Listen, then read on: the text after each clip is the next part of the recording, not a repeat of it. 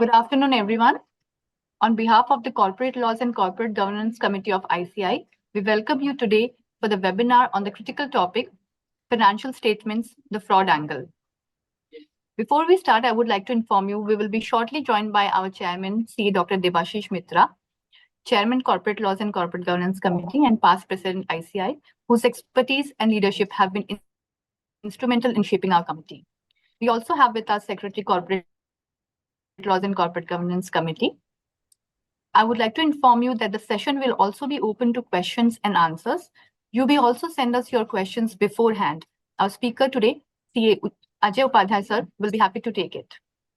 Today we have with us eminent speaker CA Ajay Upadhyay to delve into the complexities of financial statement, exploring not just the importance, but also the vulnerability they pose to fraudulent activities. A brief about sir is that with over 2 decades of experience, Mr. Upadhyay heads the firm's compliance and investigation practice. He assists clients with anti-bribery and anti-corruption investigation, white-collar crime risk investigation and defense, internal investigation, investigations into financial frauds and accounting misstatement. He has acted for clients in a range of industrial, including defense, e-commerce and retail, energy, fintech and digital, pharmaceutical, healthcare and life sciences. Thank you so much, sir, for accepting our invitation today. And over to you. Thank you so much. Good afternoon, everyone. Let me just quickly share my screen.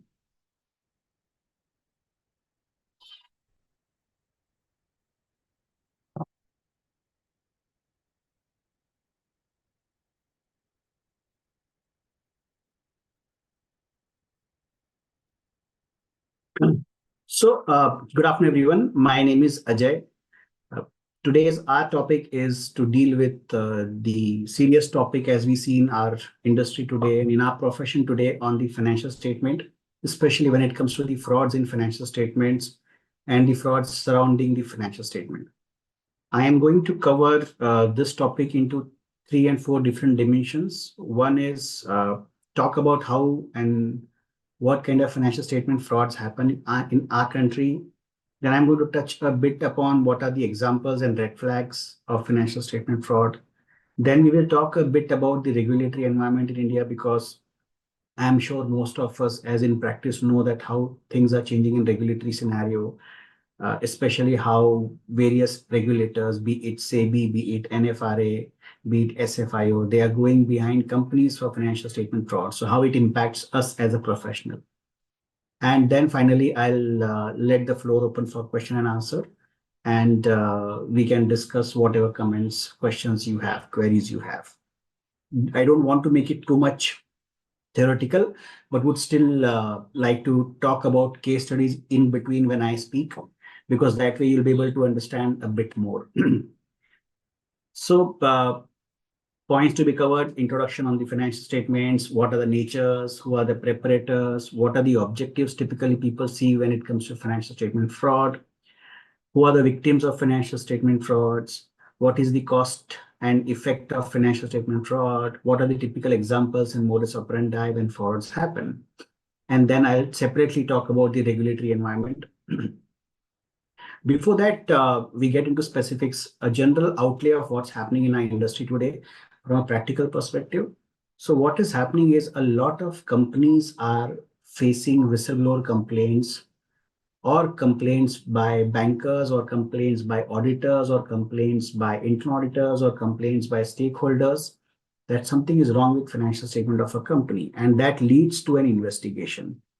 Now, what has happened over a period of time is that our Companies Act have been strengthened a lot. Our enforcement agencies, be it this SFIO, be it the SEBI, be it the NFRA, or be it the CBI and ED, who all deal with financial statement crimes or financial crimes, have become quite aggressive, and their powers have been increased a lot. And always there's a question being asked to the auditors or the chartered accountants who supposedly are tasked to look into the financial statement. So that's why this topic becomes much more critical for us. It's no more a subject of a theory or a paper. We are seeing implications on ground. Like at AZB, I have been handling a lot of work on the defense side where we defend auditors, we defend companies against the action taken by agencies against these auditors or companies. So we see how difficult it is becoming for our profession to keep pace with the environment. Obviously, it's our responsibility as a chartered accountant to ensure we comply with all the regulations and the laws. So that's why an important point to all of you is that this topic is not only relevant in books, but from a practical thing, what I see today in my day-to-day experience, it is very relevant, it is very aggressive, and it's sometimes scary. So let's understand what is a fraud. So Section 447 of Companies Act has defined a fraud in quite detailed term. It is basically abuse of position by any person himself, an act of commission of or concealment of fraud. It relates to body corporate with an intent to get undue advantage, and whether or not there is a wrongful gain. So what has happened is that after the amendment to the Companies Act, the definition of fraud has become too wide, and almost everything can fall and fit into this definition of fraud. And plus, over and above this, the Caro Amendment, which made it mandatory for companies to share all the whistleblower complaints with the auditor, has further complicated the matter. So now what is happening is that every complaint which a company gets is kind of highlighted to the auditors. Then the company is duty bound to investigate that complaint, remediate that complaint, and then the auditors have now been kind of duty bound to report to the appropriate authorities if they come across fraud.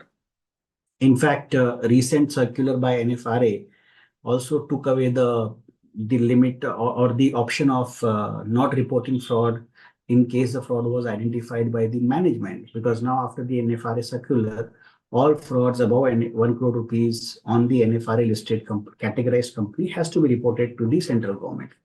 So that's why the fraud complexities have increased a lot. And what we have seen is that auditors now don't want to take a chance. They no more want to rely upon the management representation and simply go ahead and want to report it to the central government. So that's why, as I say, this situation is becoming more and more complex. Let me talk about fraud diamond. It's a concept we typically, so now I talk from an eye of an investigator. So if I'm an investigator and I'm going to investigate the financial statement of a company, what is the first point I'll start? So the first point I'll start is I'll try to do a rationalization, which is also called as a fraud diamond. What does it say? It says that for every fraud to happen, you have to put together these 4 pieces of puzzles. And these 4 pieces of puzzle will guide you and explain you what is the story behind the fraud. So every fraud, there has to be an opportunity for an individual. So as we all know, a fraud is done by an individual.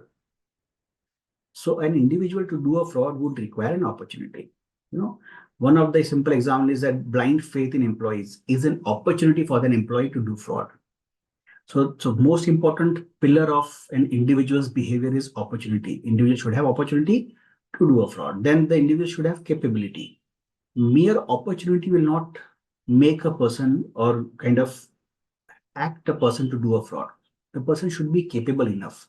Like a very junior employee who doesn't have authority in the books of accounts or the financials of the company would not be able to do a fraud.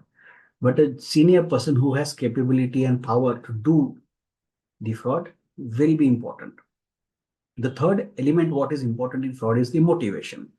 Every individual who does fraud is motivated by certain factors. It could be financial pressure, it could be monetary gain, it could be achievement, it could be habitual manipulation, it could be anything. Every individual who does fraud has certain category of motivation. So you have to, as an investigator, identify what could be a motivation for a particular fraud. And then rationalization. So rationalization is that individual who believes that whatever I am doing is not wrong. Simply thing is that he thinks everyone is stealing in the country, I'll also steal. So what's wrong in that? So how we do in investigation is that we try to put all these 4 pillars into an individual, and the individual's place in between, and we identify what would the opportunity for the individual to do this, what is the capability of the individual, what is the motivation, what is the rationalization. Once you know the characteristics of the individual who is accused of doing fraud, you'll be able to draw a complete picture of, okay, why this fraud has happened. So that's how it works. So it's an old theory which is used by a lot of people when they do a behavior analysis of an individual. Then, what are the typical kinds of frauds which happen? A very broad bucket. So the frauds are either your internal fraud or it are external fraud. What is an internal fraud? Internal could be a corruption within the company. It could be, most importantly, the financial statement. Internal, the company, the financial statements are manipulated and they are displayed in a particular manner to benefit certain individuals and cause harm to certain stakeholders. So that's how the financial statement fraud happens. The third is asset misappropriation, which is simply like stealing. For example, I'm an employee of a company. I have been given a laptop. I just steal it and go away. So that's called as asset misappropriation. That's more of a internal fraud.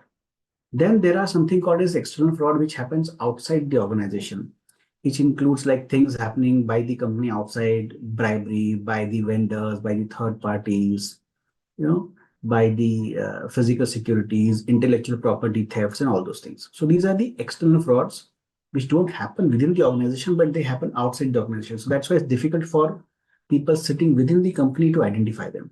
So both the categories of fraud, internal and external, require a different mindset and a different skill set to investigate and catch them. So these are the four broad buckets. Today, obviously, we are going to deal with financial statement fraud, asset misappropriation, corruption, and the external can be dealt separately. Today's topic is financial statement fraud.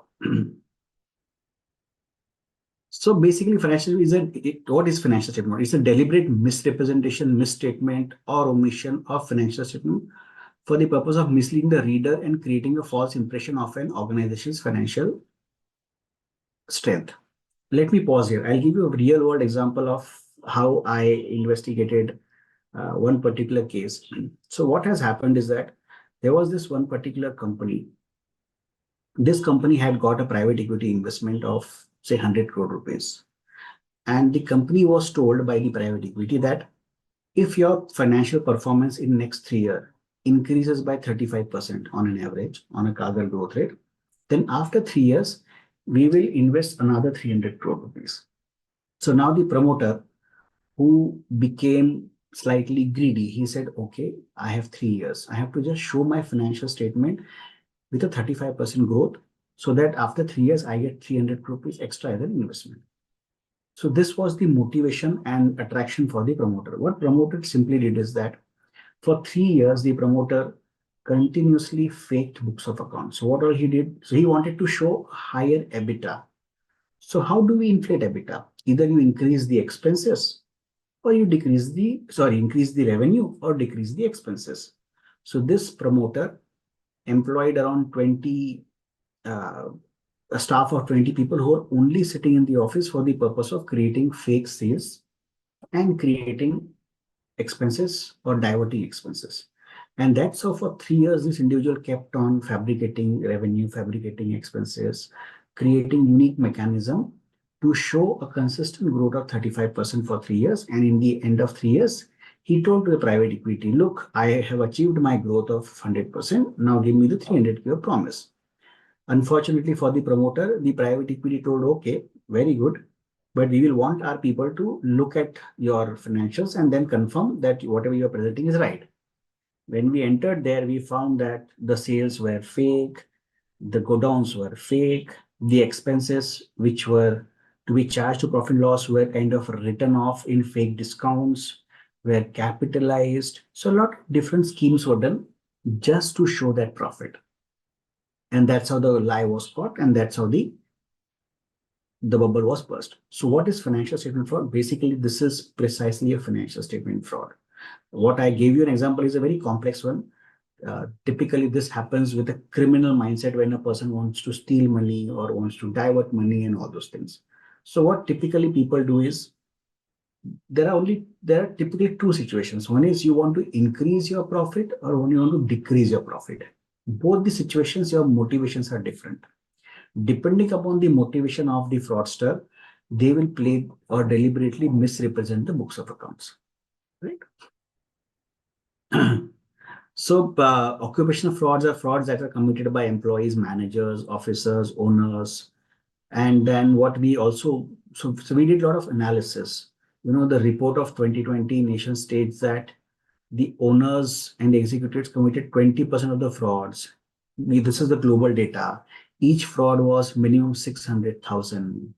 There were deliberate omissions and misstatements and disclosures in the financial records. The transactions or documents were misrepresented. Accounts were kind of misreported, and accounting principles were also misapplied. Similarly, a lot of common occurrences when losses are underplayed or deliberately hidden by the corporations. They try to hide all the important elements which has to be shown to the reader of financial statement, and which impacts the confidence of the capital market and which impacts ultimately the investors and the stakeholders. Where is most important? The most important problem or the way people do financial statement fraud is, let's take some examples. Exaggerated revenue. So what happens is that if the company wants to show a very good fancy profit, what they'll say, they'll show exaggerated revenues. Basically, either they'll account for the revenue without the materials getting shipped.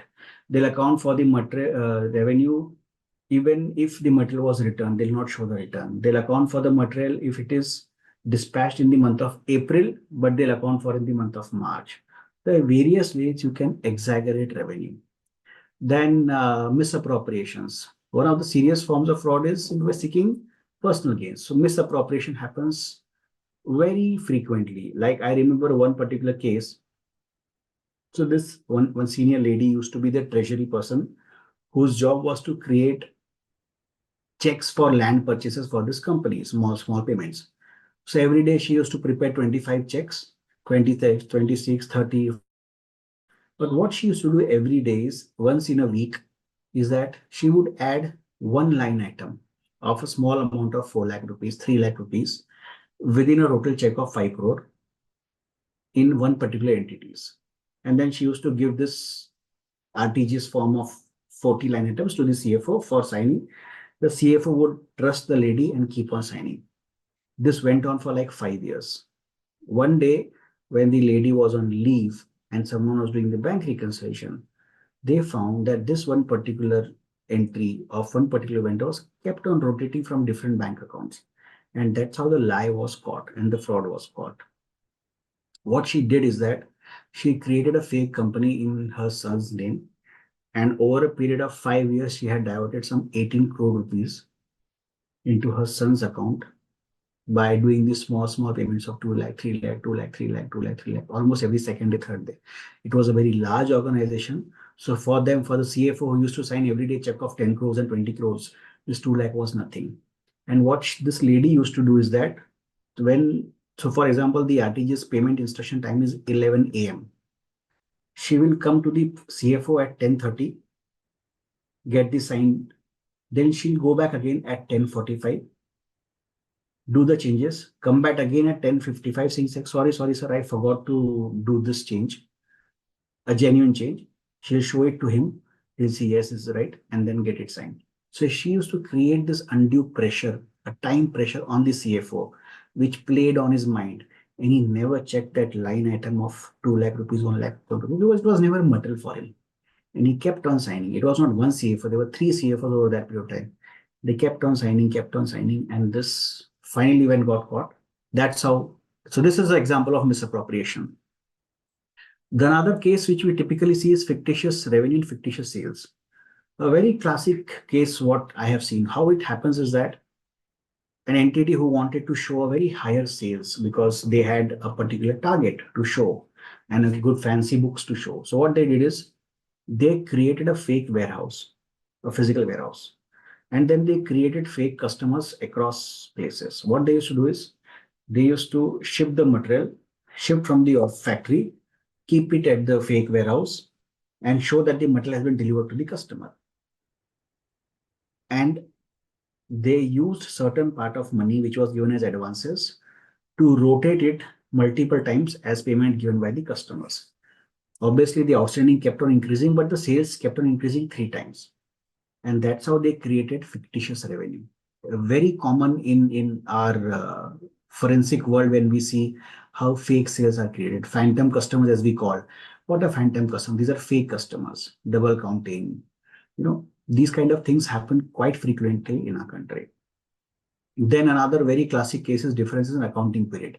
This typically happens when there are targets. So, for example, a CEO or a head of sales or a head of a region has a target of say 50 crore rupees in 12 months, and he or she is falling short of 5 crore. So what they'll do is they'll advance the sale. So even if the sale belongs to April and May of next year, they'll book that sale into the month of March. Obviously, they will have a tie-up with the distributor over there saying that, look, Mr. Distributor, you are my friend. So I will do this invoicing. You don't worry about the sales. You just accept the invoice and I'll ensure that the material is adjusted in the next quarter. So that's how this differences accounting period happens. Overstated assets.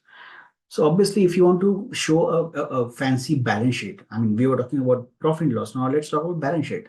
If you want to show good asset quality, what do is you inflate the net worth and increase the value of asset.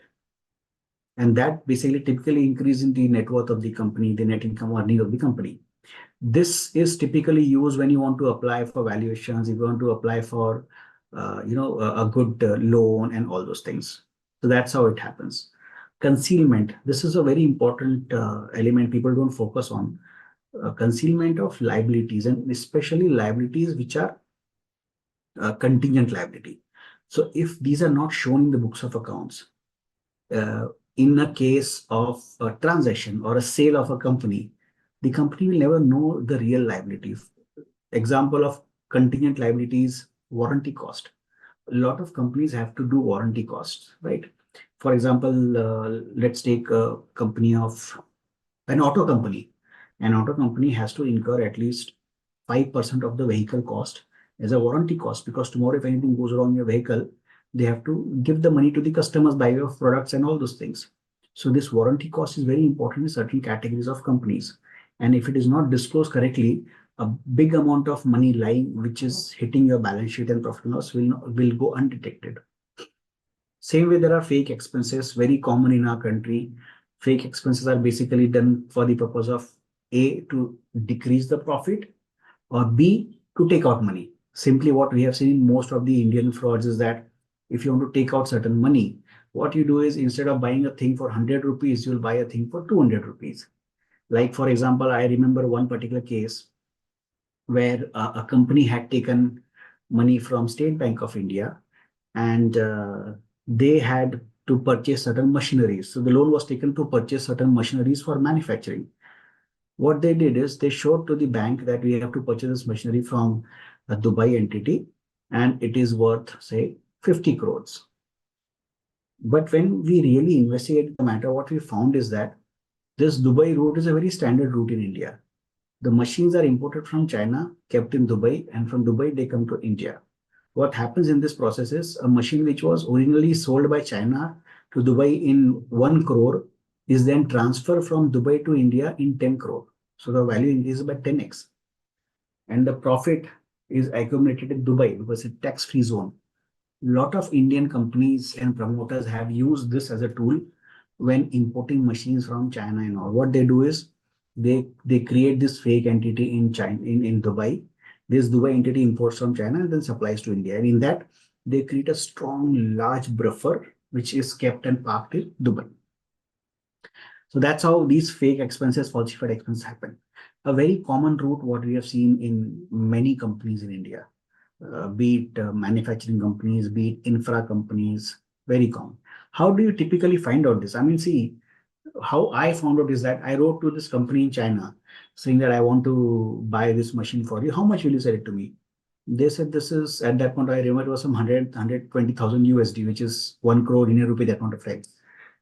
And the person here in India booked that machine for 10 crore rupees. I said, this is practically impossible. Even if you had 200% customs duty, this machine is not more than 3 crore rupees. So that's how even every person who is an investigator like you or me, it's easy to identify what is the real value of anything. In today's world, which has so much information, public domain, it is ideal that you check the real cost of anything. Then a lot of thing happens on improper information disclosure, like changes to accounting procedures, accounting policies, contingent liabilities, significant events happening after the balance sheet date, significant event happening which has not been accounted for, then transactions from a financial statement to disclose inaccurate or unclear information. A lot of things are there which are inadequately disclosed because the reader of the financial statement would not get to know these things, and that's how they'll rely upon it and move ahead in life. So to sum up, these are the typical characterization of a financial statement fraud. And as we have seen, it's either to increase your sales profit or decrease the sales profit, or to kind of window dress the financial statement, which is a balance sheet, to show a very good net worth. Why do this typically happen? It could be because you want to get capital, you want to get listed in stock exchange, you want to get a loan, you are looking for an investor, you're looking for a joint venture, you want to actually take out money which you have taken from bank and use for personal benefit, you want to buy a bungalow in anywhere in the world. That's what. Like I know one case. I remember a lot of money was actually used of loan which was taken by the company for the purpose of machinery loan, was actually used for building a very large bungalow in Alibag near Bombay. I mean, we were shocked when we were doing the investigator that the entire money, it was some 80 crore rupees loan from bank. And out of that, I think 35 crore was siphoned off by way of fake expenses. And that entire money went to acquisition of a land in Alibag and construction of a very massive bungalow, easily 20-25 crore bungalow. That's what the reason. So the greed has no limit, as we say. What are the red flags? So typically, if you are an investigator, you are in that shoes, what will you do? You'll typically try to see accounting anomalies. You will see suddenly there's a revenue growth without growth in the cash flow. This is a classic case. If someone is doing a fake revenue, always remember that the revenue and the cash flow and the collections should grow in a consistent manner. If there is any kind of iota of doubt in that, means something is seriously wrong. You have to investigate the sales. Consistent sales growth while competitors are struggling. How is it possible? I mean, it is very rare unless you are an extraordinary company with an extraordinary product. Then only you can have something like this where your sales are fantastic, but the competitors are struggling. Then a significant surge in company's performance while the final reporting period of the fiscal year. Suddenly in the month of March, you have a fantastic performance.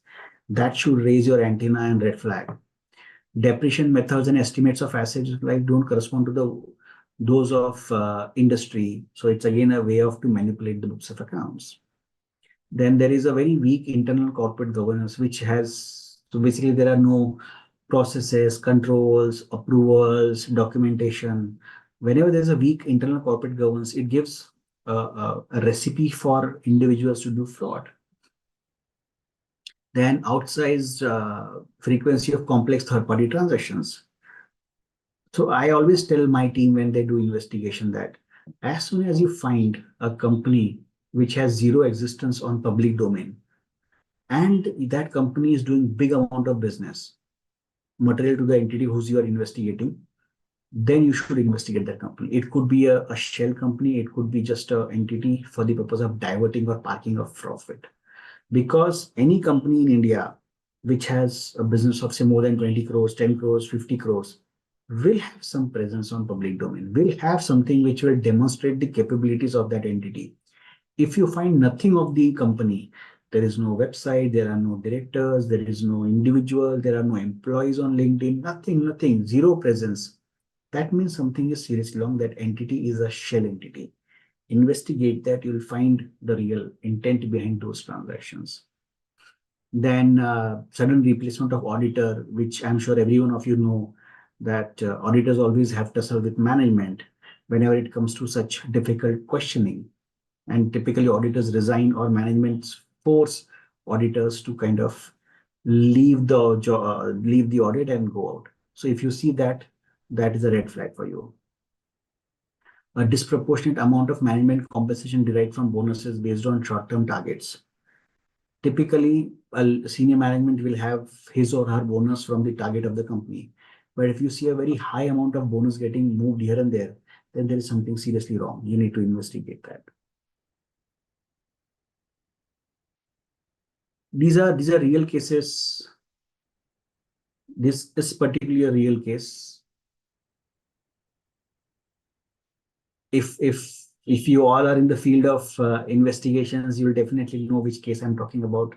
Inflated bank balance of 5,000 crore rupees, 10,000 salary accounts were fudged, overstated debtors, understated liability, credibility of IT industry, stock fell 80% in one day.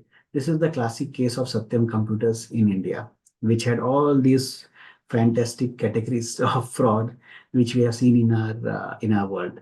I remember I was part of this investigation way back in 2008-9, and I still remember the way things were moving in that point of the world, how and brazenly the fraud was done. But it was an interesting case study, how an individual who was celebrated individual in the corporate governance world could do something like this. But yes, this is a reality where a factory of almost 50 people was sitting in the company to only fabricate the books of accounts. They created fake customers, they created fake bank statements, they created fake bank FDs, they created fake employees, they created fake time sheets for the employees. They created everything fake. The entire fakery was around 10,000 crore rupees just to show a very fancy balance sheet. And finally, I still remember the quote, what he said, that I'm riding a tiger, which I don't know how to get down off it. That kind of did the world and did the act of getting the company down. So this is one of the classic case studies in our forensic fraud, financial fraud world. I advise everyone who is into this space to read this case study in detail, because this gives you the way how fraud is done. It has all the elements in it, be it siphoning, be it financial statement fabrication. In fact, it's a criminal element. There are a lot of fabrication. The bank statements were forged. Fake bank statements from PDF file were created, printed, stamped, and given to the auditors. So yeah, this was a classic case study. Anyone, in fact, not in India, when we speak with people across the globe, be it US, Europe, UK, Singapore, everyone knows about the Satyam fraud. And this also forms a part of case study of how financial statement fraud happens. Who are the typical perpetrators of financial statement fraud? So in our analysis, it is typically committed by a person who is in managerial role, who not only has the ability to alter financial statement, but also has incentive to do so. So remember that there should be some incentive for you to do the fraud.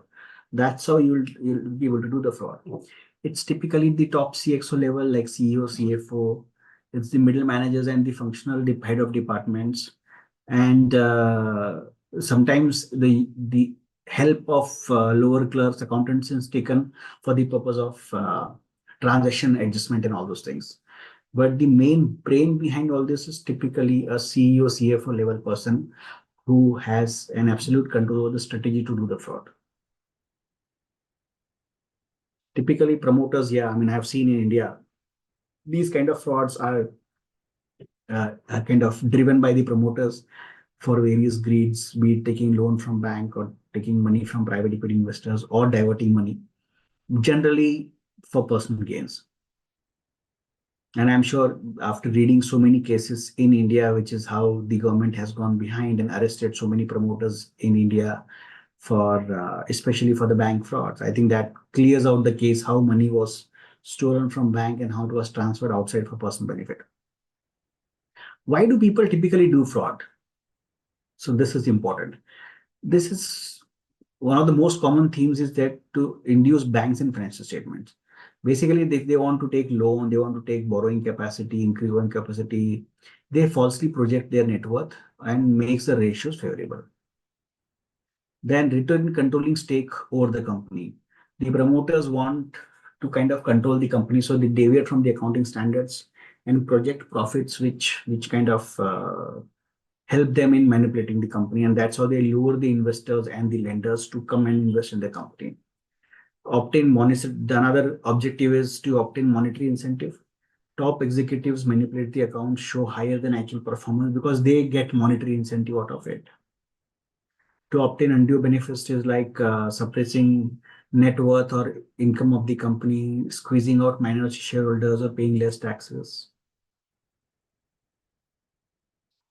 Encouraging investment from sale of share. Typically, promoters want to dispose of their shares. So they show a good performance, and that's how they get high premium through private placement routes. Consistent financial results. Because they have shown good result in past 5 years, there's always this pressure that because my books were good for last 5 years, I cannot show a bad book. So sometimes this also acts as an objective for individuals to commit financial statement fraud. Sometimes it is meeting companies' goals and objective. Like I have a goal that I want to make a 1 billion company in 5 years, but I'm falling short of $200 million. So let's do some fraud. That's also sometimes a motivation and objective to do fraud. Sometimes it is inability to generate cash flows. So the company which is not able to generate cash flows, they may be forced to do some financial statement fraud so that they can generate more and more cash.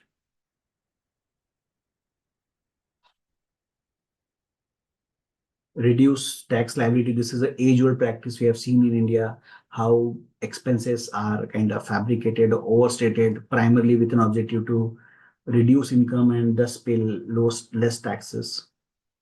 Competition, that's also another thing which we've seen, that a lot of time financial statements are manipulated to kind of impact the competition because the competition gets swayed by a performance of a company. Then siphoning of funds. Siphoning is basically taking out money for their personal benefit. Like I gave the example of the bungalow created in Alibag. So that's how money is siphoned off for personal purposes. And sometimes to boost the parent company's performance. So if there is a web of company and all gets consolidated at the parent company level. So what sometimes you have seen is that one of the subsidiaries, which is not audited by the same auditor, that subsidiary will show a fancy performance in financials, and that subsidiary will get rolled up in the head office accounts, and that's how the consolidated books will show a good account. So this is also done a lot of time to boost the company's performance, the parent company performance. So let's now move to something called as victims of financial fraud. So who are typically users of financial statements? Lenders, investors, government, vendors, customers, management, employees. So these are the typical users of the financial statement. Statement position, statement of profit, statement of equity, statement of cash flow. And this is used for what? Loan approval, financial investment, credit approval, operational decision, financial decisions, or any other competitive strategies. So who is getting? So these are the information. The middle are the people who get the information, and the third is the kind of decisions which get impacted. So that's why it's important. Not only important, it's like an economic crime. If anything goes wrong in any of this wheel, it impacts the country at a large scale, because any manipulation in financial statement will have implications across everywhere, from lenders to governments to investors to vendors to customers to management to employees. Because in the end, if a company goes down, everyone will suffer, everyone will go down.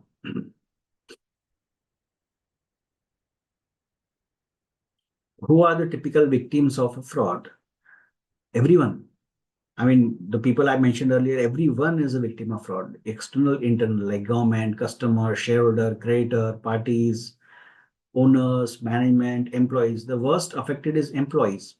I have seen a lot of companies who have gone, bankrupt, or who have gone to the bust because of financial fraud by the promoters. The person who got hit most was the employees of that company, because suddenly they are out of job, and the reputation impact of a fraud impacts the credibility of that employee also. The employee's resume becomes infected with the actions of the promoter, and it becomes difficult for that individual to seek job in the market. I have personally seen people who have ruined their career because they were associated with certain promoters who went to jail for financial fraud, and they have been struggling a lot for getting jobs in the market. So that's the sad and reality of the financial statement fraud. Then government gets impacted the most, because in the end, the money lost is money lost to the exchequer, because the companies are not able to repay taxes, companies are not able to repay the banks, which ultimately impacts common man like us. Customers who have been depending upon the business of the company, they get impacted because their orders get cancelled. Their dependability impacts their own business. So it's a chain event. Shareholders, their value just goes down, just suddenly dies down. Creditors, they lose their entire money, they don't get their money. Other parties who are dependent upon the business of the company, they get impacted. So it's the entire value chain which gets impacted if there is a financial statement fraud, and it takes down the company, it impacts the entire system.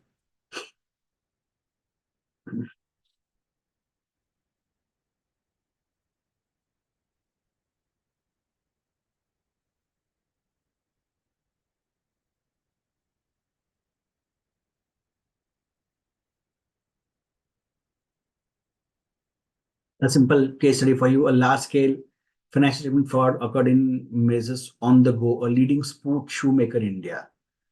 And this is a real case, by the way. The company is continuing to temporarily suspend its operation in India and its only manufacturing unit. Who among the following will not be directly impacted? Mr. A, who wears footwear or on the go band. Mr. B, a peon in the manufacturing unit. Mr. C, who was planning to buy shoes on the go. Government of India. I mean, everyone will get impacted. And this is a real case study. I'll give you the name of the company which had this big fraud. It's called as the Reebok fraud of India, where the promoters got arrested because they did a big amount of fraud, created fake facilities. Find it, they had to shut the operations. It led to a massive overhaul in the entire shoe manufacturing company. A lot of employees lost their job. A lot of vendors, third parties lost their business. Finally, after 7-8 years, the company was again able to come up.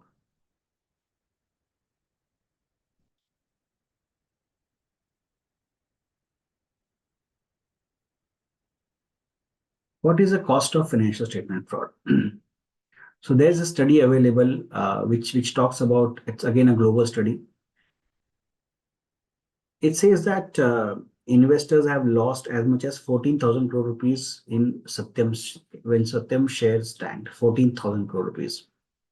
Then it says more than 50% of the US corporations are victim of fraud, with minimum loss of 500,000 US dollars, which is like 40 almost 4 crore rupees. Enron lost about 7 billion in market capital. I don't know if you all know, but Enron is a classic, like how we have Satyam in India. There is another company called as Enron, which is in US. And that is a classic case study of how financial statement fraud happens globally. In fact, Enron scandal led to something called as Sarbanes-Oxley Act, which created a strong corporate governance mechanism for US companies. Enron, WorldCom, Quest Global, Crossing, Tycos, all these companies led to loss of shareholder value of $460 billion. These typically increases the legal costs, increases the insurance costs, it impacts the employees' morale, it impacts the vendors' trust, everything gets impacted because of this.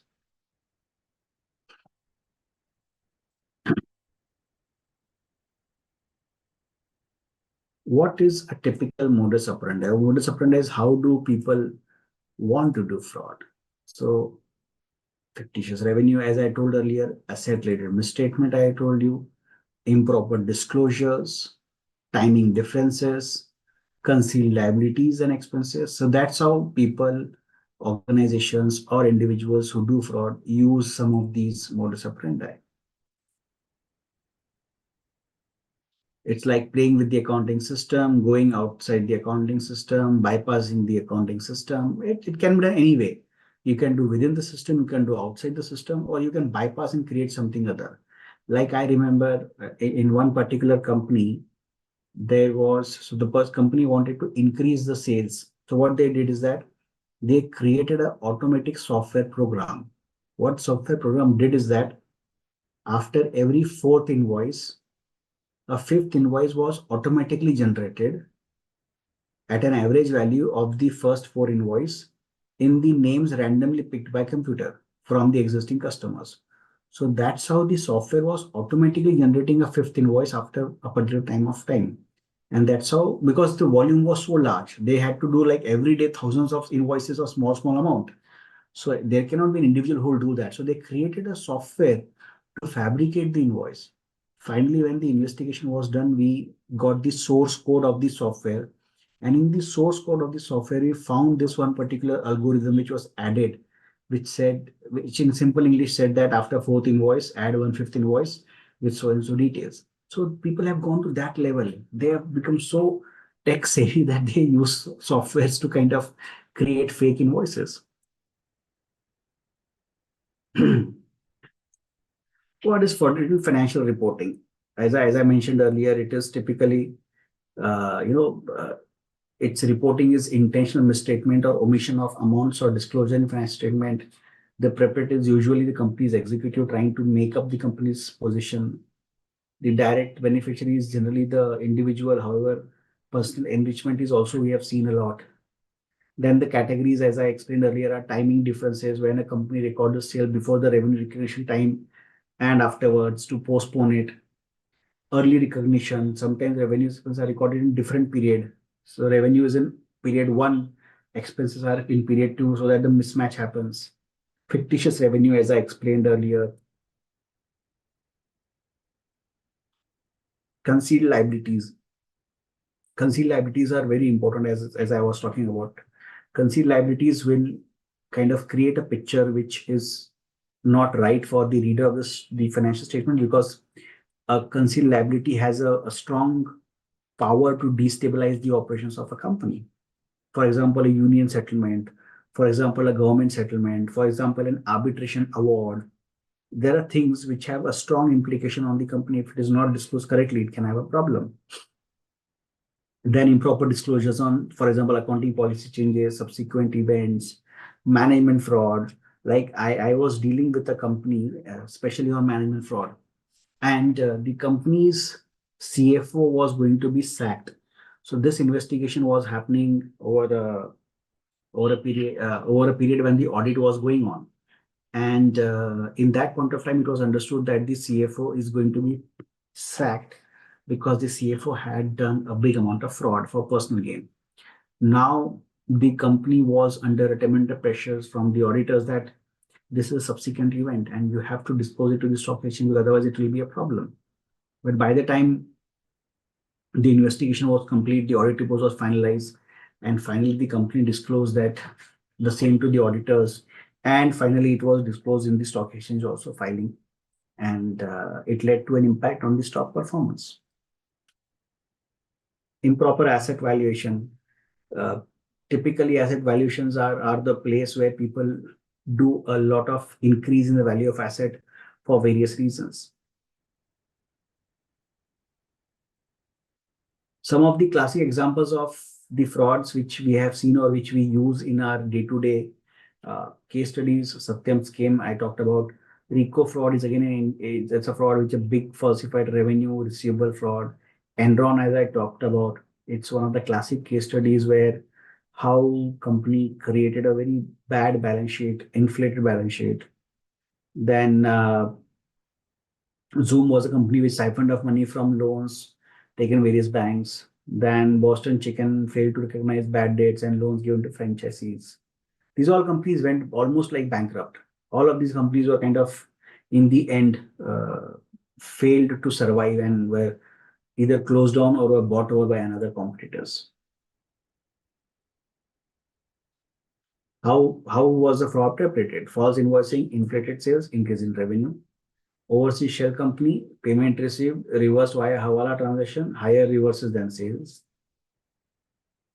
So basically, injection of cash before reporting, preparing financial statement or on bank checks, fudging of cash and bank balances, statements for liquid funds depositable were forged or duplicated. Bank colluded with the company's management. In fact, a lot of cases what we have seen in bank frauds, typically what we have also found, basis the investigations were done by CBI and ED in our country, is that it's not only the promoter who does the fraud. There's always a bank employee who is somehow connected to the fraud, and he or she is always a party to the fraud. They are like the co-conspirators. Unfortunately, in some cases, we have seen auditors spoiling the name of our profession, and they have colluded with the management to fudge the financial statements. Then intercompany transaction used to siphon funds. Intercompany transaction is one of the most abused system in our country. I mean, people use it a lot to do large value transactions and transactions which are typically fictitious in nature to move around profit from one entity to other entity.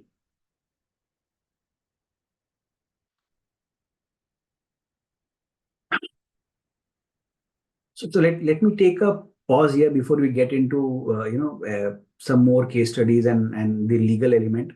If anyone has a question here, I can take some questions and then we can move to the legal element side.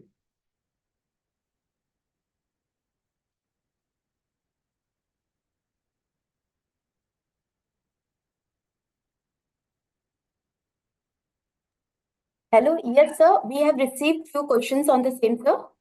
Sir, if you're wanting me, I can just say the questions as of now, sir. Or will Yes, you like to take later on, sir? I can take some questions right now. Okay, sir. So I'm just telling the question, sir.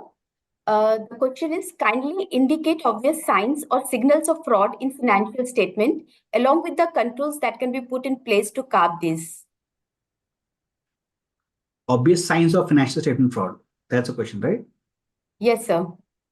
Okay, and second point in that, if you can repeat, please. Second, along with controls that can be put in place to curb these. Okay, so the obvious signs, what we see is if it is a financial statement fraud for the purpose of increase in profit, then what we see is the financial performance of the company is significantly better than the competitors and the industry average.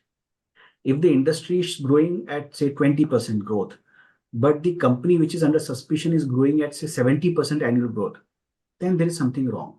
So that is an obvious case of, a parameter which will tell you or force you to think and investigate the company. Second is the sales of the company is increasing at, say, 20%, but the debtors of the company are increasing at 50%. So that means fictitious sales are adding. People are selling, but collection is not happening. That's an obvious sign. Then abnormal discounts and provisions. So if you go to any company who suddenly want to have less expenses, and if you see any abnormal expenses getting reversed, that's a sign of something happening. Then a large complex web of related party transaction. That's an obvious case of something wrong happening. So if there is a large complex web of related party transactions, we always would like to investigate them, because typically what we have seen in our life is that related party transactions, web of companies are used for the purpose of layering of transactions, diverting of profit, and diversion of net worth of the company. So there are some of the examples. How do we prevent them? Obviously, if you are in the role of a company, if you are inside the company, you have to keep your eyes open on such transaction. And if you notice anything, you have to kind of stop them. But if you're outside an organization, you cannot stop them. You can only identify them post an action has been taken. So if you're a CFO of a company or an internal auditor of a company or an auditor of a company, then you can always try to identify them as things happen, as things move on, and that can help you in stopping it. So if you see any of these red flags, I think the immediate thing what you should do, and now ideally you should do more, because why I'm saying so is because recent cases of SEBI investigation and NFRA investigation, we have seen that the regulators are also not only going behind promoters, but they're also going behind the auditors and the chartered accountants for not doing their job. So it is important for people like you and me to ensure that if we find something is suspicious or wrong, we have to report it to the appropriate channel within the company, be it the whistleblower mechanism, be it the audit committee, be it the chairman of the audit committee. It has to be identified, it should be investigated properly and reported. Obviously, you are not expected to be the hound to investigate everything, but you should keep your eyes open so that if anything suspicious or red flags come to your notice, you should identify it and flag it off. That's what it is. The next question is, in the case of a false sales booked How did the auditor of the company certify it? So if it is a false sales booked, what will the auditor look at? The auditor will look at invoice, the auditor will look at the shipping documents, the auditor will look at the balance confirmation. If everything is fabricated, the auditor will never get to know, right? They'll create a fake document for everything. So the auditor will be forced to believe. But the only way auditor can actually go behind and try to identify is that do a third party confirmation to identify whether this is a real customer, speak directly with the customer. If you have a suspicion, talk to the customer, visit the customer, see if that customer has worth of that much amount of money to buy. So that's the only way you can do it.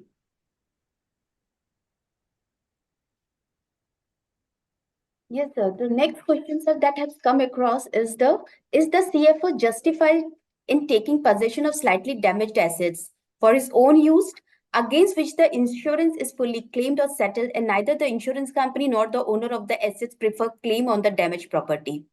Is the management justification that there is no loss to the company and need not be reported as fraud correct? This sounds unethical. I mean, in any company, if this happens, then something is wrong. See, it's always said that the CFO is the custodian of the financial statement of company. If a CFO behaves in a particular way where he's trying to benefit personally, it's wrong. It's unethical. It may not necessarily fall into a illegal act, but it falls into an unethical act. Sometimes unethical may not necessarily be illegal, but this definitely falls into an unethical act. The next question is, how can technology and data analytics be leveraged to enhance fraud detection capabilities in financial statements, aligning with the requirements of the companies in 2013? This is a very big topic in itself. I cannot speak on it right now, but I can tell you one thing for sure is that a lot of companies are actually investing a lot in data analytics with an intention to identify fraud patterns. So I'll tell you example, like when I was doing something of similar time, we had developed a product called as FIP, Fraud Intelligence Platform. This platform was developed on a software mix of 2-3 softwares, had a front-end dashboard. What we did is that we kind of collaborated and brought together around 150 scenarios of fraud which have been seen by us in our real world experience. We converted these 150 scenarios into fraud queries, and these queries were put into the software, and then the software would run on the data on every fortnight basis and see if any of the 150 situations what we have seen in our life is actually happening in the company. So that's how people are doing a lot nowadays.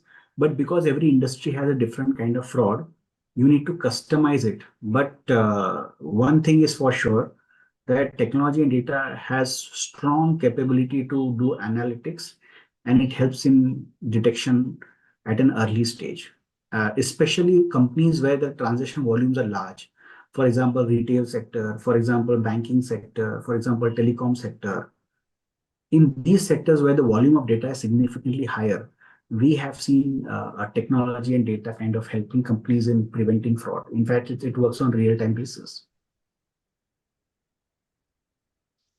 Sir, the next question is, could you provide practical guidance on conducting due diligence during mergers and acquisitions to uncover potential financial statement irregularities as per the Companies Act 2013? Interesting point. So I think typically when a merger and acquisition happens, what we have seen is that it's a good situation. So every company wants to do a fancy presentation of their books of accounts. What we should typically do in such due diligence is that we should look at the real health of the company, not merely believe in what is shown to that. If you ask 3-4 questions to the promoters or to the CFOs or the financials of the company, that's how you'll be able to uncover the real hidden picture. Because a lot of our M&A DDs, when we do, what we do is we don't rely on what is shown to us. We go behind the balance sheet. What are the real customers? What are the real vendors? What are the real employees? What are the names of customers? What are the names of vendors? What is the product? So you get to know much more detail. What happens is that if you're only given a balance sheet only have headers and everything. But once you start questioning behind what is there in the headers, That is where the real due diligence happens. Unfortunately, in our country, the due diligence is still kept on the financial statement basis, but it doesn't go beyond that. Nowadays, some companies are doing it, some private equity investments are doing it, where they're going behind the financial statement and asking difficult questions. Obviously, they want to protect their value and money, so they ask difficult questions. Because what we as investigators always believe is that the fraud is hidden behind layer 2 and layer 3. Layer 1 and layer 2 is always fancy. Layer 1 is what is shown to you on the front of the balance sheet. Layer 2 are the transactions. The problem lies behind layer 2, layer 3, layer 4. If you as an investigator question and reach to layer 3 and layer 4, that's where you'll uncover the fraud. So the next question that has come is, how can companies effectively train their audit committees and board members to fulfill their responsibilities regarding oversight of financial statement accuracy and fraud risk?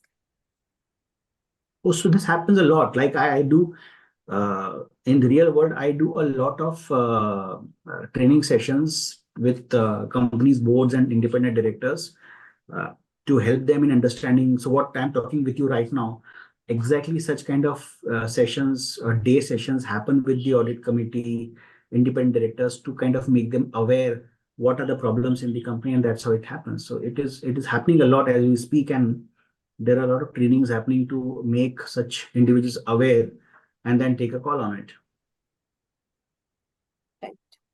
There's next question. What are the key indicators that stakeholders should look for when reviewing financial statements to identify potential frauds?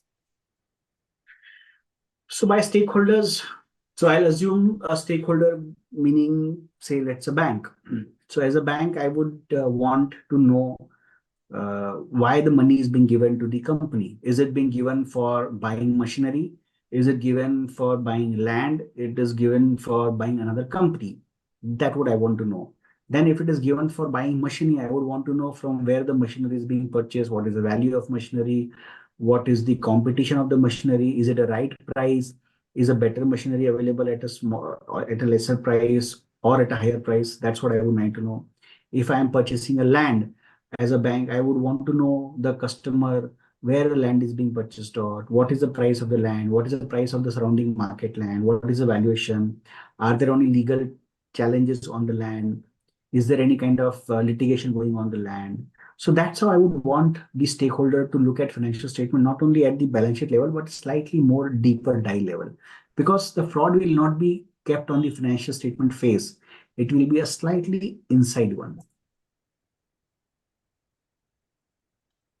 Sir, the last question as of now that we have received is, how can companies enhance the transparency of their financial disclosures to mitigate the risk of fraudulent misrepresentation? Companies enhance the transparency of their financial disclosures to mitigate the risk of fraudulent misrepresentation. I think a more detailed presentation in financial statement, a more qualitative notes on material transactions, a more qualitative note on related party transactions, a more qualitative note on uh, the details of, for example, companies may disclose names and details of all the entities with whom business value is more than 5%. Right now, if you open any financial statement, there are never names of vendors, customers disclosed there because of reasons of confidentiality or competition and all those things. But if really there is a transparency required, then they can create a mechanism where they disclose certain information of high value transactions, so that people know, okay, this is the vendor with whom they are doing this is the customer with whom they are doing that. That's how people will get more transparency or talk about related party transactions in more detail. Thank you, sir. That was the question that has been there so far, sir. Thank you.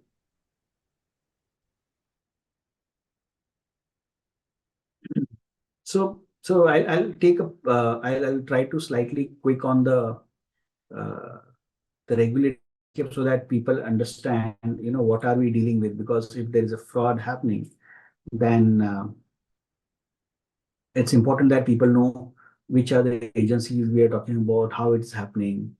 So let's move to the relevant point. So a problem starts in India on financial statement fraud on various fronts. It could be uh, investigated under the Prevention of Corruption Act. It could be investigated under the Indian Companies Act. It could be investigated under the Prevention of Money Laundering Act. It could be investigated under the Black Money and Imposition of Tax Act. Then the SEBI LODR, which is the Listing Obligation Regulation. Then the Fugitive Economic Offenders Act, the Central Vigilance Commission Act, then Right to Information Act. Then for companies which are Indian but also have parents in US, UK, and European, these are the provisions. So as an investigator, you have to remember all these 10, 15 provisions, because somewhere or other, these will crisscross with each other and they will impact the investigation here and there. So if you are a multinational company, then you are much at a higher risk, because you have to not only comply with the Indian law, you also have to comply with US and UK law, which are much more aggressive and stringent. Which are the agencies that are kind of today investigating crimes in India? The SFIO, the SEBI, the EOW, the CBI, the ED, the Income Tax Department, the DRI, the GST departments, the Competition Commission of India, and the Police Department, which generally not that much. But when it comes to corporate crimes, financial crimes, is typically these agencies. Reporting obligations of fraud, there are various agencies where we have to report fraud. For example, if it is a company fraud, then it has to report it to Ministry of Corporate Affairs. If it is a banking fraud, then it has to report it to the Reserve Bank of India. All frauds have been reported to the auditors. If you're a listed company, then you have to report to the SEBI. The state police has to be reported if there is a depository fraud. The board of a company has to be reported if there is a fraud in the company. The stock exchanges have to be reported if you are listed on companies and you have identified a fraud. And then there are global requirements. Fraud reporting by auditors is also now more complex. There's a slight change in this. If auditor identifies during the course of audit a fraud which is above 1 crore rupees, and the auditor has discussed that with the management of the company, and he is satisfied that there is a reason to believe there's a fraud, then the auditor is required to report it to the central government within a specific timeline. So there's a specific procedure that has been defined. Auditor asks to the board committee to provide within 2 days of knowledge of bank and reply within 45 days. Then the company has 15 days to reply. Then the auditor has to report to the central government. So it's a well-defined process. A slight deviation has happened is that earlier, the auditors did not report frauds which were identified by the management. But now after the NFRA circular, auditors report every fraud, whether identified by them during the audit or identified by the management during the audit, to the central government, which has actually created a big challenge for companies. Then there is a CARO reporting. There is something called as management representation letter, and there's something called as shadow investigation. So what happens in CARO reporting is CARO is applicable to everyone, and the company is required to report CARO in the annual report. In that, there are 2 specific provisions relating to fraud and whistleblower complaints. That has the detailed disclosure requirement. Management representation letters are documents issued by the company CFOs and the CEOs to the auditors, which has all the details explanations of the fraud committed in the company, by the company, or on the company. Shadow investigation is, for example, there is a whistleblower complaint and the company appoints someone like me to investigate the crime. Then in that situation, the auditor will also do a shadow investigation. Basically, the auditor will see what I am doing so that the auditor is satisfied that everything is maintained properly. Fraud reporting by SEBI. SEBI has come up with circular which says that if a company is initiating any kind of forensic audit by whatever name called, then they have to report that matter to the stock exchange, and along with the name of entity who is doing the audit, along with the reasons. And once the investigation is complete, then you have to disclose the report to the SEBI. NFRA reporting also comes into picture.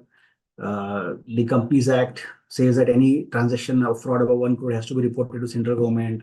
CARO reporting happens and standard of auditing happens. So SA 240 requires a detailed communication with those who are charged with governance, and they have to report it to the central authorities with respect to the fraud.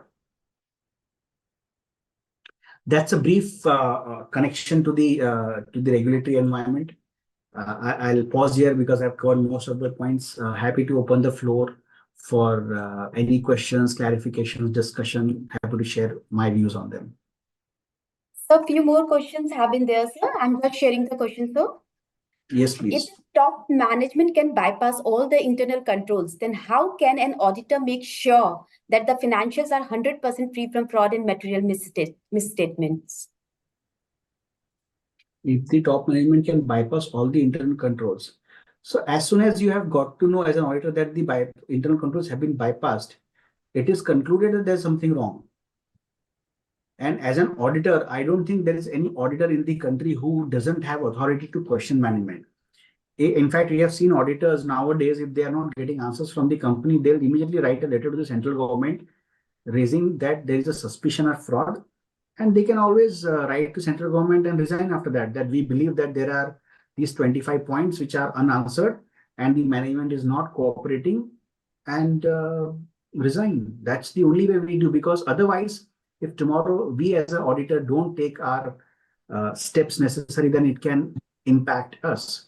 So that's why audit, whether management does or not, does not cooperate, it's to the auditor. They have to kind of make it sure that their voices are heard very clearly. Thank you, sir. Sir, I would like to just intimate to all our participants that our chairman, sir, has joined the webinar. And good evening, sir. A very warm welcome to all, Good sir. evening, sir. Good evening. Good evening to you. Sir, we are dear participants, we are having with us our chairman to the Corporate Laws and Corporate Governance Committee, CA Dr. Debashish Mitra, sir, the past president. He is also a chairman to the Expert Advisory Committee. So now I'll invite the sir to share his thought of wisdom on the topic financial statement fraud angle. So over to sir for the welcome and key address to the session. Right. Thank you very much, the secretary of this committee and Ajay Upadhyay ji. I'm sure you see, because of your presence, so many delegates. I believe more than 650. 650 delegates. I think more than 650 delegates have joined. Right. Yes, sir. So yeah. So see, it's fantastic.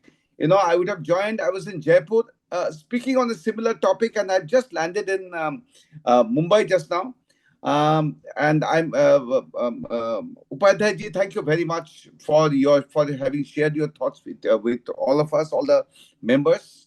And let me tell you, I was just hearing the last part where you said that, you see, if the auditee does not cooperate, what to do. But to all the delegates who are present here, let me take you back to a bit of history. And I'm sure the speaker has already covered this, but you know, before Companies Act 2013, we did not have any kind of, legislation on fraud reporting. We had SA 240, that is the auditing standard on fraud. And you see, that SA 240 also defined what is a fraud. But we see, post Companies Act 2013, we had section 447 of the Companies Act, which defined what is a fraud. Upadhyay ji, you will correct me if I make mistakes with the sections, because you are the experts. I am not. So if I make mistakes with the section, hey, you correct me. Okay, all right. So we have section 447 defining fraud, and also the penal consequences there. You see, for having not detected fraud. But the danger section was section 143 subsection 12, which Upadhyay ji must have also spoken. That was danger section. But that section is one section which is applicable to all the three audits. That is the financial audit, the cost audit, and the secretarial audit. So the secretarial auditor, if he cannot find out a fraud, he is also held guilty on this section. Then you see, you have the cost auditor, then of course, the financial auditor. All other sections, for example, section 147 and other sections, these are all relating to financial auditors. But that is the only section. Now, when that section came into being, there was no threshold. And the section said that if you find out a fraud, you see, even of 500 rupees fraud, Upadhyay, you will agree with me, there was no threshold. You have to go to the central government, use a form called ADT4. Many of us in the institute, we said that there has to be a threshold for this. You cannot go to the central government for small. There has to be some kind of a materiality involved in this. So what the institute wrote to the government, that look, you need to have some materiality. Consequently, the government laid down this materiality threshold of 1 crore rupees. Now, if the fraud is above 1 crore, you go to the Government of India, I believe within 60 days, using a form called ADT4, And if the fraud is below 1 crore, you go to the board of directors, and they are supposed to carry that in the director's report. But please note, what has also happened is that if there is a fraud, and there was a guidance note issued by the institute. I hope, Upadhyayji, you raised this controversial issue. There was a guidance note issued by the institute on 143 subsection 12. It was issued way back in 2015. Upadhyayji, it was issued way back. There we said in the guidance note that if the fraud is detected by the company, and the auditor goes there and finds that the fraud has already been detected by the company, the auditor has no responsibility to reporting to the Government of India using a ADT4. He just has to use Caro reporting, and in the Caro, he has to report this fact. That was, that was the stand that we took in the guidance note in 2015. Subsequently, what happened, again, Upadhyayji will agree with me, NAFRA came out with a contrary circular. He said that no. You see, if even whether the fraud has been detected by the company or not company, whatever it is, you see, you have to report to the Government of India. And so that is a situation now. So we are now talking, it's created a lot of confusion. Now, please note, NAFRA section 132 of the Companies Act is only applicable to certain public interest entities, right? So it's listed companies, public interest entities, NAFRA. So they are saying that let the public interest entities auditors, report on this. But our stand has been that a guidance note that has been issued since 2015 stood the test of time. What to do with that guidance note? We are in touch with NAFRA, talking to them to see if we can find a middle way to this. But mind you, so that is the difference that you will find in this reporting aspect. Now, another aspect, you see, Caro 2020, when it was being brought in, I was part of the committee which had developed Caro 2020. Now, Caro 2020, there was this huge discussion at that time that you see this fraud reporting has been, by that time 143.12 was already in operation. They said that nobody, the Secretary Ministry of Corporate Affairs at that time, he said, these are the, I quote him because it was in the papers. He said that if the fraud is a needle in a haystack and you cannot find out, I have no problem. But if a fraud is a rogue elephant running amok in a room and you still do not report, then I have a problem. That is what he said at that point of time. That's what he said at that point of time. And then, then he said that, at that time when the Caro was being developed, a lot of discussion took place, how to report, how to, include 143.12 in Caro. Many of us, we argued that 143.12 is a separate section, let it operate, and don't bring it as part of Caro. But what, a compromise situation was reached later. And there today, if you see the Caro, they mentioned that how many ADT, whether any ADT4 has been issued while reporting in Caro, the auditors have to say that in the reporting. So that was a compromise situation, that was compromise formula that was decided on. But let me tell you what the future, what happens with AI coming in. Today, if Upadhyayji sees an audit report, or all of you see an audit report, we are writing as per SS 700 in the audit report that we do not give any guarantee that all frauds have been found out by us. Simply because we do test checks. We have a sampling standard and we do test checks. With AI coming in, this whole concept of test checks will go.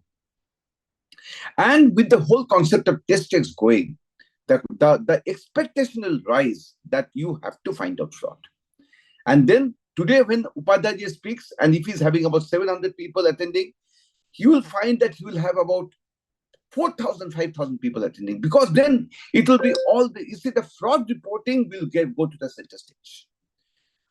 Sometimes I feel that in the future, with AI coming in, we'll be more judged by what kind of a fraud catcher we have been.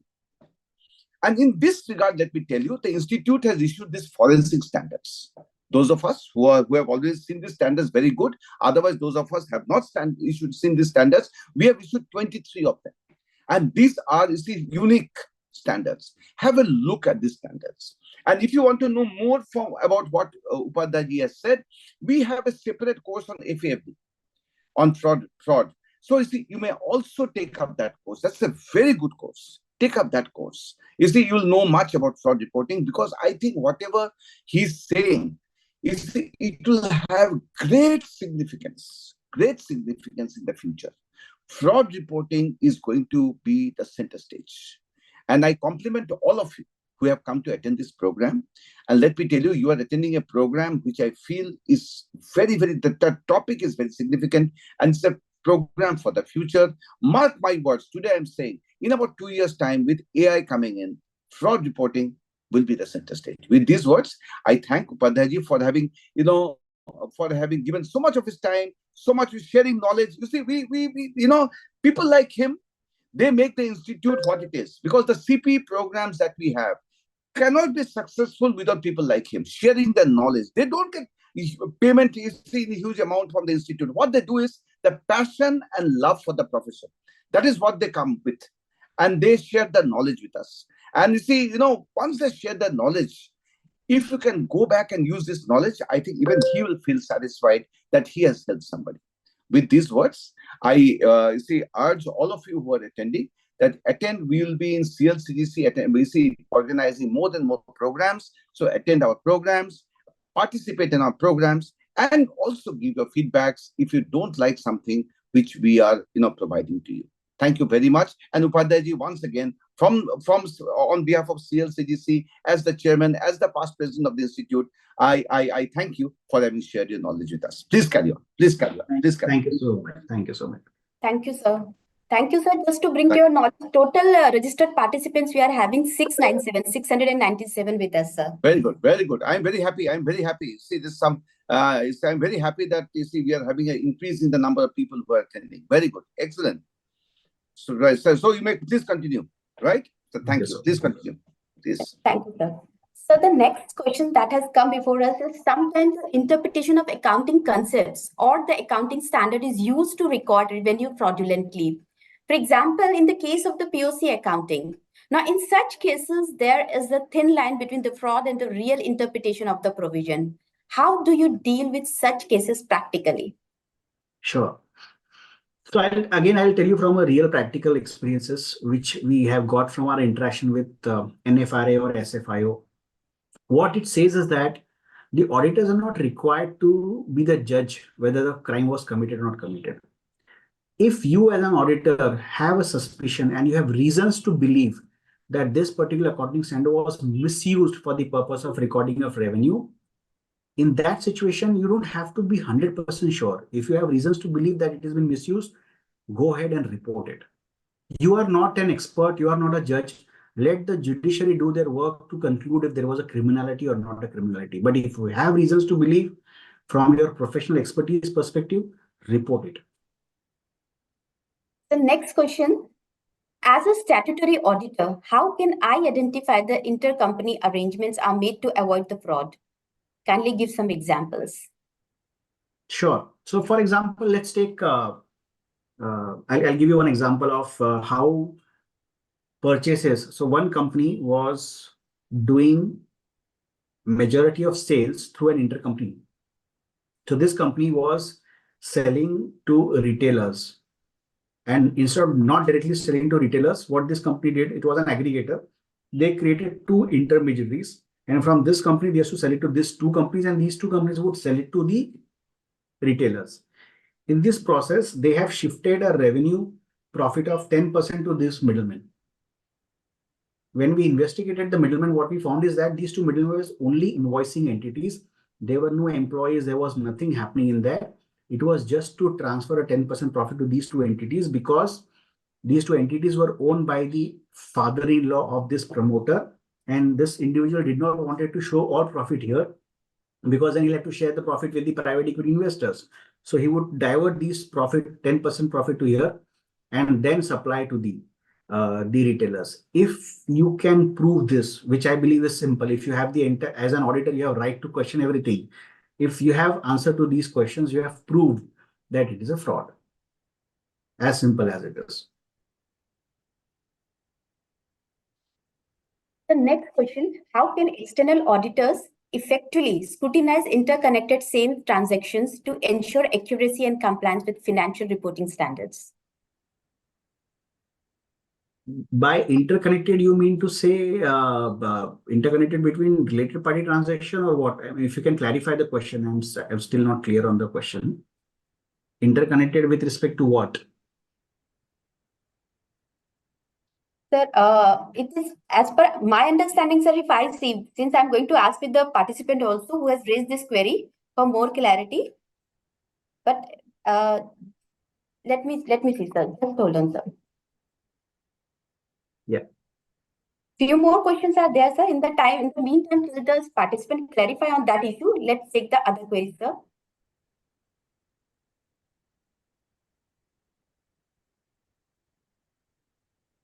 Can the internal auditor privately report to the statutory auditor on fraud occurrence if such internal auditor is coerced by the management from reporting to audit committee?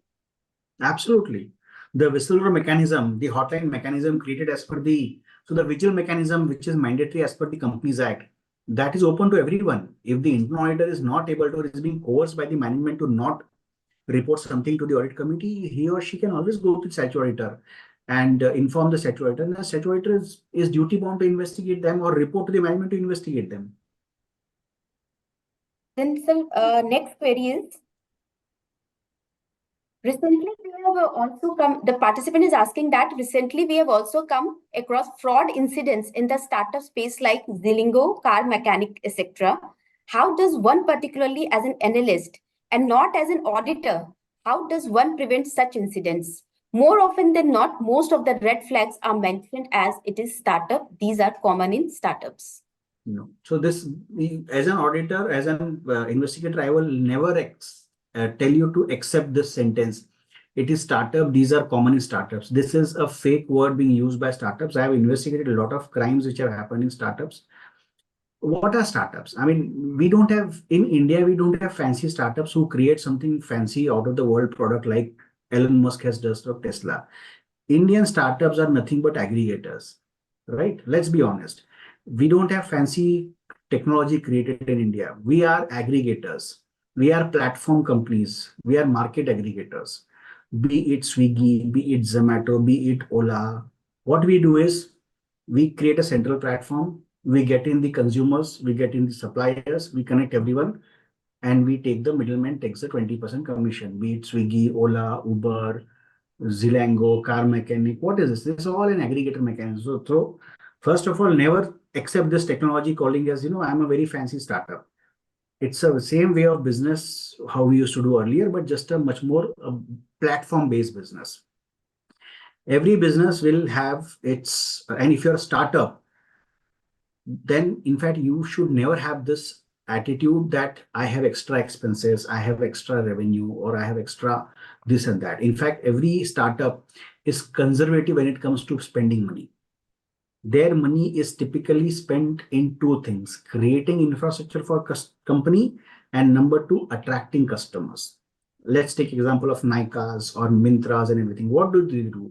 They don't own any manufacturing company. They don't do anything. They own a platform. So what they do is, to create a loyal customer base, they'll give 10% discount to customers. And that's how they'll create a loyalty pool of customers that will come to their shop every day. Instead of going to the mall, you'll open your phone and buy it on Myntra. So they create a loyal pool of customers. That's what they do, nothing more than that. So just to accept that these are common in startup, that is not acceptable. Every business has its own process. If you are into a car mechanic kind of company, basically what you are doing is you have created a platform, you have hired 500 car mechanic on a consultant basis, you have hired technology, you have publicized it, and you have attracted customers. So basically you are doing the end same business, right?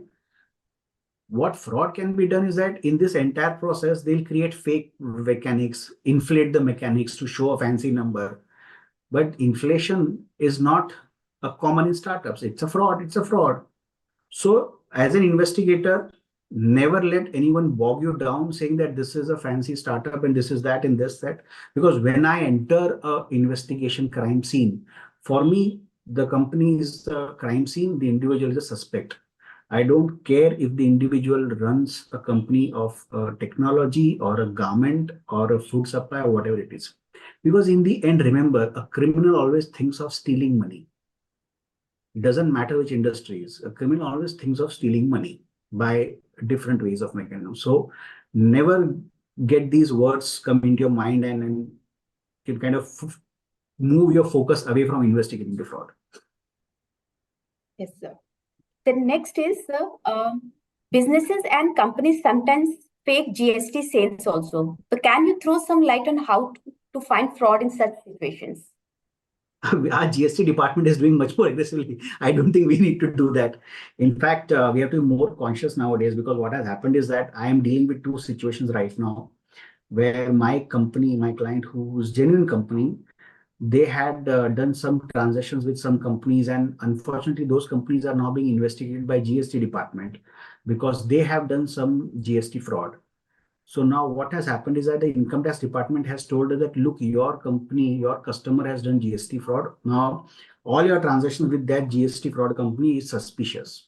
I am going to reopen your books of accounts and fine you for the fake expenses, broken expenses. So in fact, I am more worried for my clients because they are getting suffered because of the act of GST fraud done by some companies. Typically, what happens is that in GST fraud is that there are companies who provide you fake bills and all those things, and that's how. But I don't think GST frauds are now that.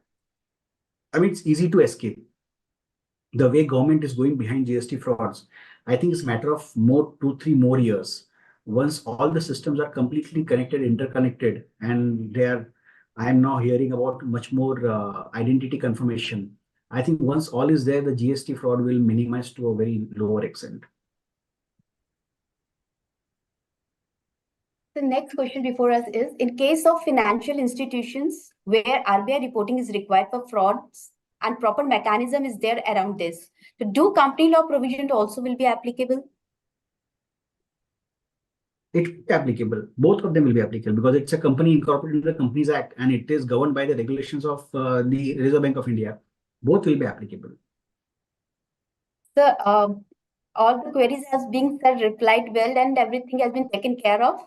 So, sir, with this, sir, something which you like to focus on more about, something which our participants should take care while just doing this review of this financial statement and everything, sir? Something special you feel like to discuss over here, sir, on this platform? I think 2-3 words of experience. What I've seen is that the evidence is always in front of your eyes. You just have to be conscious and clear in front of you that it is there somewhere on the table. Just keep your mind clear, head clear, you will find a fraud. That's how I see. Because there is no way on this planet where a person can hide a fraud. That's very simple, and especially financial statement fraud, because what happens is that it creates a trail. It's not that you have murdered someone and taken away the knife and thrown it in ocean or kind of melted it, because financial transactions can never be deleted. Once it is done, it is done. You can never undo a financial transaction. So I believe financial transactions have a strong audit trail and it should be investigated in right manner. Keep your eyes open. That's how it is. Anything which is not normal, I always go with this philosophy in my mind. Anything which is not normal is suspicious. So think when you go inside a company, anything, your conversation with the CFO, your conversation with the employee head, your conversation with the sales head, the CEO, anything which is beyond normal is suspicious, and anything which is suspicious, you have to investigate. You may find a fraud, you may not find a fraud, but don't leave it. Investigate that. That's our experience. Thank you, sir.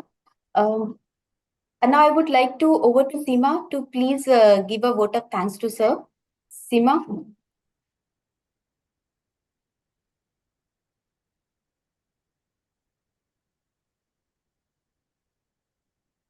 Seema.